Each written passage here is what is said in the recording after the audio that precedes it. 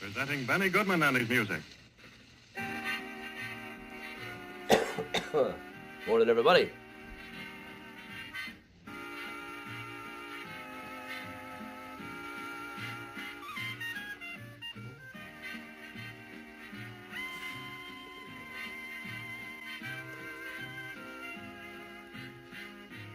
Morning, Martin. Hey, Gene and Mona.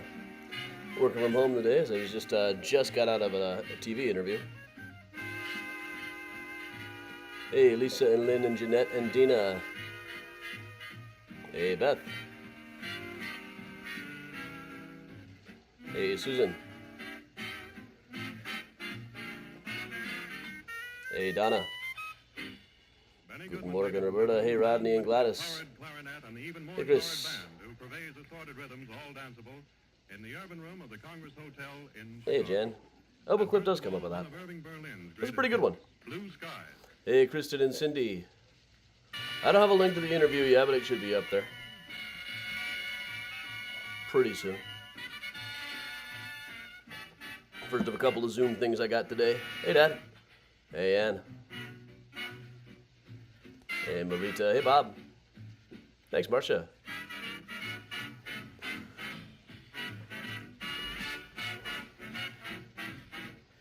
Well, Dina, you know, I just can't ignore the fact that there's so many diarrhea stories that come up in cemeteries. Oh, there is a link. Okay, if somebody could email me that link, that'd be cool. Hey, Karen. Hey, Paula and Joanne. Hey, Diane. Hey, Becky.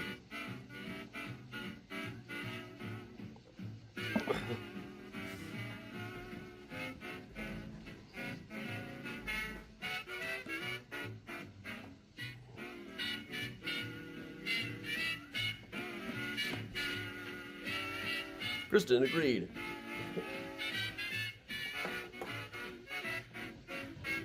I tend to get, you know, there's usually a burst of stuff like this with a nonfiction book. Fiction, it's like dead silence if you're not selling. But nonfiction, the subject is what sells it, not the author. Unless it's a really, really catchy book premise, then they don't want to hear about a novel on TV that much.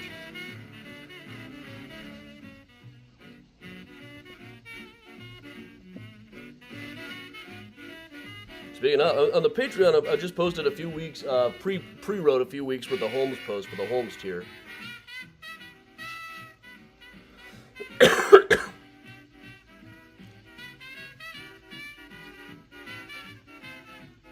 Yeah, I am hearing people are having trouble getting the book, which is a high-class problem to have. Priya's been on the couch the whole time. If Miles had wanted to come in, that would have been fine, too. People love it when the cats show up. Hey, Jenny.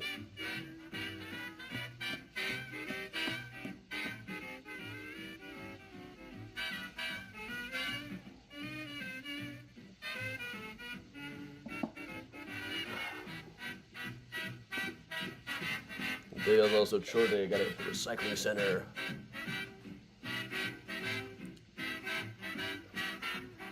On a boat tour yesterday, promptly blew all the cash I made on cat toys. They needed some new scratchers.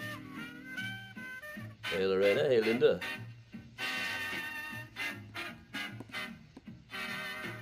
Susan, there is a publicist. They're about 50% likely to contact them or me.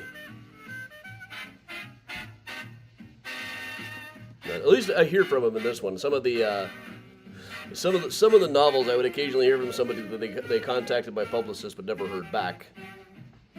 So since then I've been deeply distrustful of having anybody contact my publicist first. Hey Scott, hey Pat.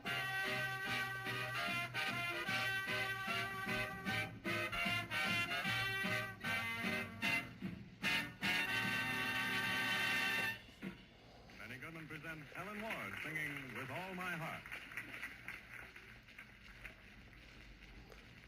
All right, so I'm working from home today just because of the fact that there was a TV thing 20 minutes ago. I didn't really have time to get places. We'll put the Benny on pause here. We'll go ahead and get started on a morning mini tour for today. So let's see, what we're going to do today is really, I'll just, just keep in the Graceland spirit. We'll just do a few clips out of the architects at Graceland Cemetery. Now, when I first was doing the book, Graceland actually asked me if I could kind of de-emphasize the architects. I think they were kind of tired of hearing about them, or they figured it had already been done. But I feel like, you got to play the greatest hits, especially in a book like this. But also, I was pleased to find out that there are quite a lot of architects there besides, like, Sullivan and Daniel Burnham. And some of those guys are great, of course, but there's also a lot of lesser-known architects that never get any attention there. One of whom, Hollibird, of Hollibird and Roche, and his son of Hollibird and Roots are both in this space. Hey, how come you can't see me here? There we go, we'll fix that. All right, up here on the plateau, or one thing, this is where the coyotes like to hang out the most. Thought I had some shots of that up here.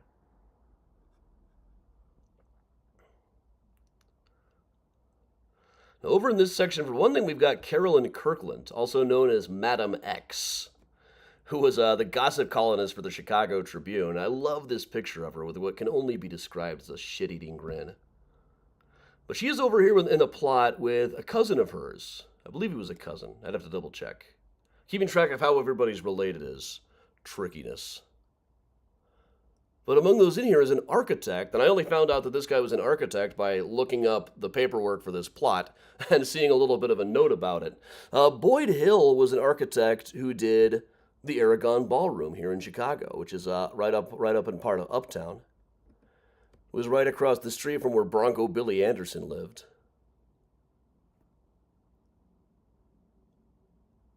And also nearby was the Lawrence Hotel. And you can see lining the two of them up, they've taken out some of the flourishes and arrangements. The building is still there, but you can't see some of the ornamentation seems to be missing now. But you can see it's kind of a similar style to the Aragon that he built there.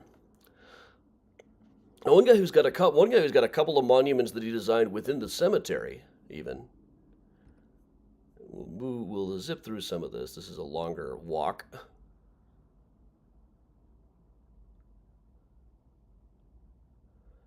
You can see this lovely one here with an urn on top. This is known as a Prairie School style monument. Now, I know the ashes are interred within the monument, but I think it's probably not in the urn that's up there.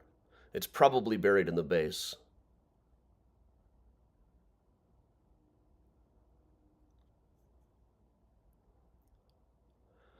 But this is a monument for Ernst Schmidt, who was the most respected radical anarchist in Chicago in the 1800s. He worked with John Brown. He spoke at a memorial for John Brown, worked in a defense fund for the Haymarket guys, but was really a generally respected guy, even though most people were deeply suspicious of radical anarchists. He had come over from Germany after a failed liberal uprising there. Quite a number of people ended up in Chicago after getting kicked out of Germany after that.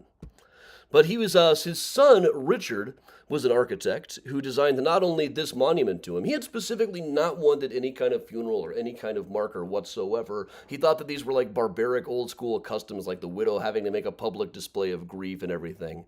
But his son, Richard, eventually designed this one for the family. He had also designed the Wrigley Mansion, which is over in Lincoln Park, the home of William Wrigley Jr., who I got to talk about on the boat tour again yesterday. It seems like every week there's a new line I can say about the building next to it. They praise Mr. Wrigley for not putting his name on the building in giant letters. Next one over has the building's name in two-story letters. The management there doesn't even like to say it. If you ask them what it says, I imagine they'll say, "I plead the fifth." There's the Wrigley Building again. This is such a cool one. Not the Wrigley Building, the Wrigley Mansion. Now, he was also, Richard Schmidt was also known to design a lot of breweries, especially for Peter Schoenhofen. The Schoenhofen Brewery is still standing down in the Pilsen general vicinity. But most notably, he also designed Schoenhofen's monument here at Graceland Cemetery. And you see this a lot. People who hired specific architects to do a lot of stuff for them would also hire them to do their mausoleums. Like to the right of this, Mr. Pullman, I know you're out there, George, had his monument designed by Solon Beeman, who also did a lot of his town and his house. But this is the famous Peter Schoenhofen Pyramid, also designed by Richard Schmidt, same guy who did the Schmidt monument, where he himself is not actually buried. It's interesting that these were made by the same people, though. And we'll do one more. And this is a lesser-known one as well. Frederick W Wolf. Now, statues on cemeteries are usually of people pointing upwards. It's usually angels. They're usually looking up towards the sky, looking up towards heaven. So to see one going down is really very unusual. When they're in motion at all, it's seldom stepping downward. But Frederick Wolf was another architect who was generally known more for his breweries, though he did do things like the Anna Wolf House, which is still standing over in the Gold Coast area. But more notably, up in Milwaukee, he did the Schlitz Ice House, and this building over in Milwaukee as well. Now, speaking of Milwaukee, tomorrow's a bit of a road trip. We're going to do Find a Grave in Milwaukee tomorrow, joined by Mandy Crypt. I guess it's time that I switch over and start plugging upcoming events. Tomorrow morning, very special Find a Grave Friday. I don't know who we're finding yet. I just know he's going to be somewhere in Milwaukee. Going to go meet up with Mandy Crypt up there early in the morning so we can pick out somebody to go find for you guys on Find a Grave Friday. One of our daily mini tours that run over here on Facebook.com/MysteriousSchicago. Most of the mini tours are only on Facebook. If I'm broadcasting from my phone, I can't use multiple services like when I work from home. So as of upcoming virtual tours, one that you can get from Twitter or Twitch or YouTube or wherever you are, tonight is going to be True Crime Tales in Chicago Cemeteries. One of my favorite ones that we can't really do in person because it encompasses just too many cemeteries. A week from today, with H.H. Holmes being back in the news, I figured I might as well go ahead and list a virtual tour and a walking tour. So Thursday will be H.H. Holmes virtual, and then August 21st, H.H. Holmes, The Devil Downtown. I listed those yesterday. So far, I don't think I had any takers, so we'll find out, I guess. Also, August 21st and 27th are more tours at Graceland Cemetery. There's going to be more of those all through October. The ones this weekend are already sold out. It is Thursday, right, Kristen? Okay, you're scaring me for a second there. And of course, hopefully today we will have finalized, or more or less finalized, the schedule for Mystericon 2022, which will start with the boat tours on September 30th, for which there are still a few tickets remaining. Then moving on, I just sent a private link to the Mysterian group for a Rose Hill tour that's may feature a very, very special guest of interest to Mysterians if you can show up early. There's also the Graceland tour for October 1st is pretty nearly sold out, but there's a little bit of space left on there. Always lots of good stuff coming up here. And with that, everybody, thanks a lot for joining me. I got to get back to work. I got the History Channel thing I was supposed to do yesterday got moved until today. I'm hoping they can just bring me out there early in September to film, so in case I get COVID flying, I'll be all better in time for Mystericon. All right, so thanks a lot, everybody, for joining me. I am Adam for Mysterious Chicago Tours, telling everybody to stay safe, stay strong, and of course, if you can, ladies and gentlemen, you got to stay spooky.